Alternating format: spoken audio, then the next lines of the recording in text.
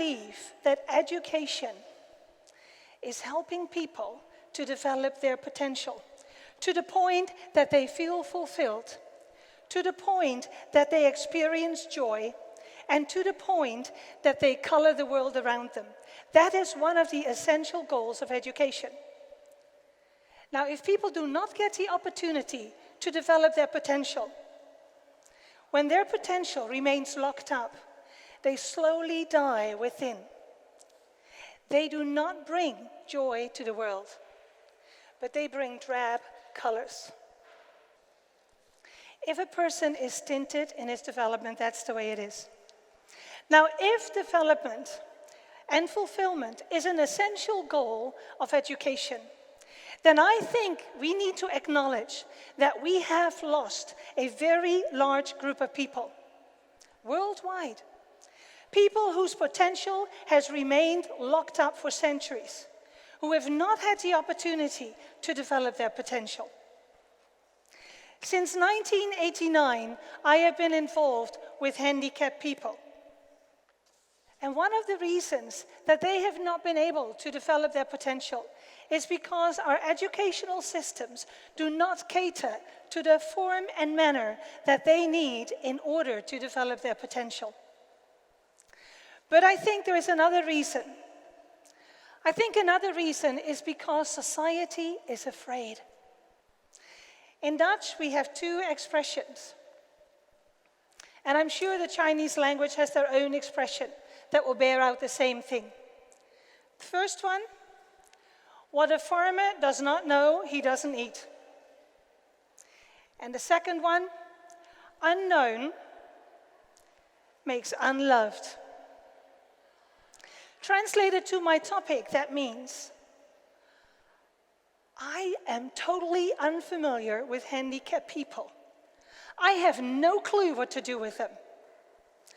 I have no idea how they function. I do not understand them. They behave strangely. They are odd. They are different. I have no idea how to make room in my life for a handicapped person. I have no idea how to make room in my life and in my home for a handicapped person. So maybe it is better that we put them in another place. This, of course, is a generalization of society's response. I'm not saying everybody thinks that way, but I think many do, if not most.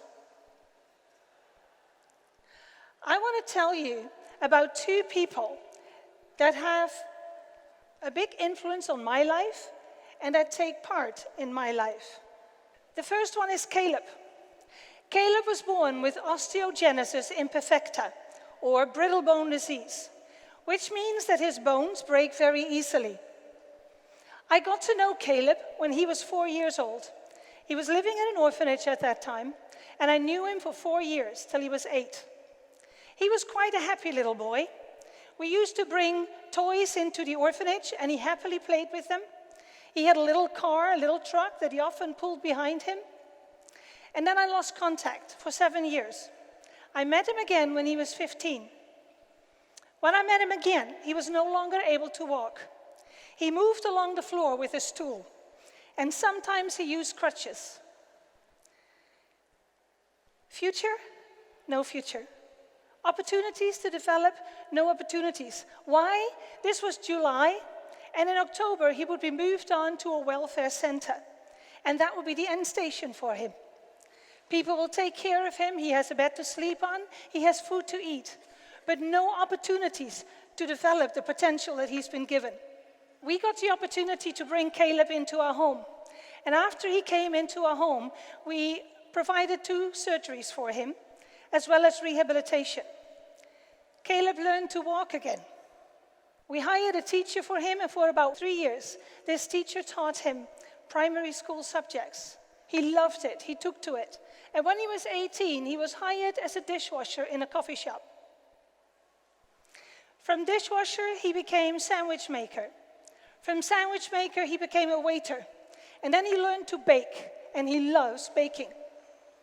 He has great friends. He has fulfillment. He has joy. And you know what? He is coloring his own world, and he is coloring the world around him. When he sees a person in need, he goes and helps. A couple of Christmases ago, he himself organized a project to help the poor in the street and to bring them something to eat and to bring them gloves. That's Caleb.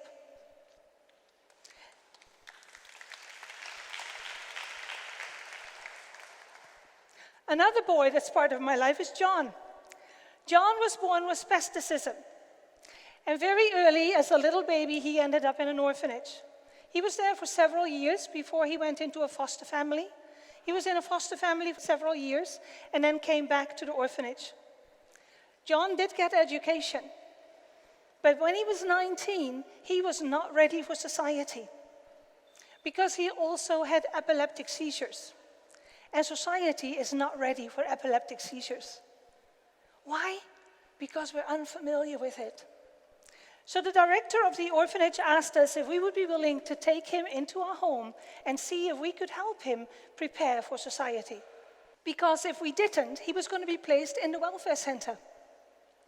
And in the welfare center, he has a bed to sleep and food to eat, but no future. So we took John into our home. We hired someone who started to prepare John for society. For about 1 year, she taught him many, many different things and spent a lot of time with him. And then we met a man who had contact with the manager of a supermarket. And he introduced him, and the manager said, okay, he can come and work here. John started to work at the service desk of the supermarket, where he takes care of VIP cards and puts them in a computer. He also does the announcements in the supermarket. He loves his job. 3.5 years later, he's still working there. He still has epileptic seizures. And the first couple of times that he had a seizure, his manager was ready to fire him. That's scary, right? When somebody's lying on the floor and his arms and legs are flaying and he's foaming at the mouth. But it's just a short in his head. He's not crazy. He's a lovely young man with potential. And so when the same man that introduced him to the manager said to the manager, don't fire him. Don't fire him. He's not crazy. He's normal like you and I. The manager decided to keep him. He's had quite a few seizures since then. And sometimes people look funny. And they will bring him home and he will sleep it off. And the next day he goes back to his work. John loves his work because that's where he gets fulfillment. I am valuable. I can do something. I am worthwhile. People appreciate me. His co-workers to him are like family. And if a co-worker is not able to work, they can always ask John to take their shift because that's where he finds his value. Now, if these two boys had not had this opportunity, like I said, they would have ended up in a welfare center. And they would have led to them seemingly a meaningless and endless existence. All that potential would have remained unlocked and undeveloped. Since 1989, I worked with little children and babies. And the last 10 years, I have worked mainly with teenagers, from 10 to 25, but also with people of 47 and 50. But the main group, 10 to 25. Most of them live in a welfare center. When I entered these young people's lives, wanting to just give them joy, wanting to give them some change in their meaningless existence, they received that. But it didn't change them. It didn't open them up. They were still unhappy, except for the moments that we were there. But they were still unhappy. They still saw no hope. Their life was still an endless void. Society had given them the impression that they had no value. They had nothing to offer, nothing to give. In society, there was no room for them. Society also did not give anything to them. And this sense of worthlessness and not being valuable created in them something that they didn't even recognize their own potential anymore. There was no desire in them anymore to learn, to develop, to grow. Slowly, they died on the inside. And their lives, a life of dark colors. As time went on, opportunity was given us to bring some of these young people into our home, into a near family life-like situation for a day at a time. They learned social skills and personal care skills beyond what they had acquired already. We loved on them. We spent time with them doing activities, as you can see here in this slide. We loved and respected them. We cared for their needs. We listened to their stories. Sometimes we take them to the park for a walk. We provide a lovely meal for them. We're in it not for a couple of weeks, not for a couple of months. We want to build long-term relationships. Because we have come to see that as we build that relationship with them and make them aware that they are valuable and worthwhile, that their desire to develop starts to grow. And as they develop, they color the world around them. Maybe they are never going to establish any companies. Maybe they're never going to be managers of companies. They're never going to build houses. They're never going to become an agriculturist. They're never going to become a market salesperson. They're never going to discuss with most of us the purpose of life. But the fulfillment of their potential brings them great joy. We have what we call a workery. About 25 of the young people have the opportunity to work in our workery where they make beautiful things. And I've brought some with me. Later, if you want to have a look, you can have a look. They make colorful flowers. They make jewelry. I have a beautiful ring on that was made by one of the young people. They decorate plates and vases with decoupage technique. We're in the process of developing a candle making department. And sometimes people come to our house, which is called House of Joy, and they just appreciate what they make. Can you imagine what it means when you have lived in a welfare center for many years, where you had no chance to develop your opportunities, and someone comes and said, "Wow, that is beautiful. You made that?" And when someone says, "I would like to take something like that home with me," and when they give a donation towards that, and some of that money goes to the artist friend that produced that item, can you imagine what that means to them? What a great feeling it is to know that somebody appreciates them as a person and as a part of society. They and the others that are not part of the workery team, we encourage them constantly and stimulate and motivate them constantly. And some of them who never really wanted to do anything, who were just like, well, maybe stumped, who didn't want to do anything anymore, slowly they start to open up because they realize it gives joy. Because they start to realize, I have value, I have worth, I can do this, and these people are willing to work with me. They color their own world, and they color the world around them. House of Joy genuinely is a place of joy, not because we able-bodied and able-minded people give them joy, but because they receive it. And in turn, it opens them up to start developing their potential. And it brings them fulfillment, and it brings them joy. And again, they color the world around them, and they color my world. I used to be rejecting of handicapped people. When I got near a handicapped or a limited person, I would do this. I now know it's because I did not know them. I did not know them.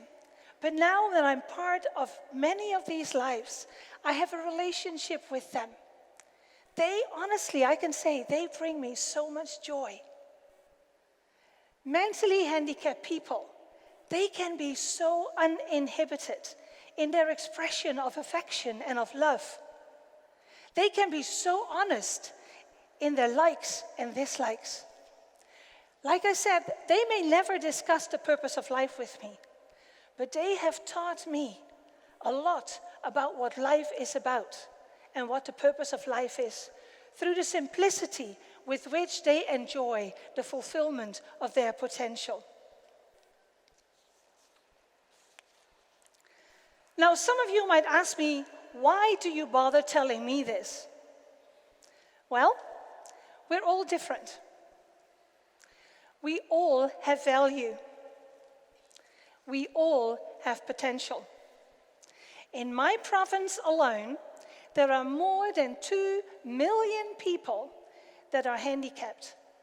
Most of these people, their potential has never been unlocked.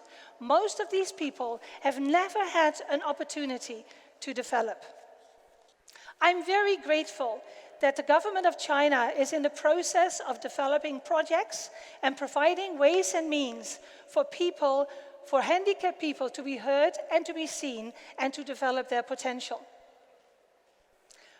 But I believe also that if you believe that developing your potential is one of the essential goals of education, and if you believe with me that every person has value, that every person is worthwhile, then it is time that we, as we sit here, start educating society.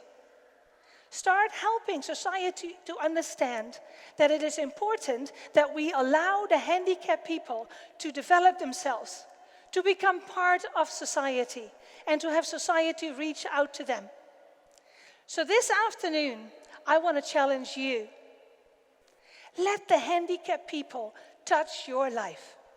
Thank you.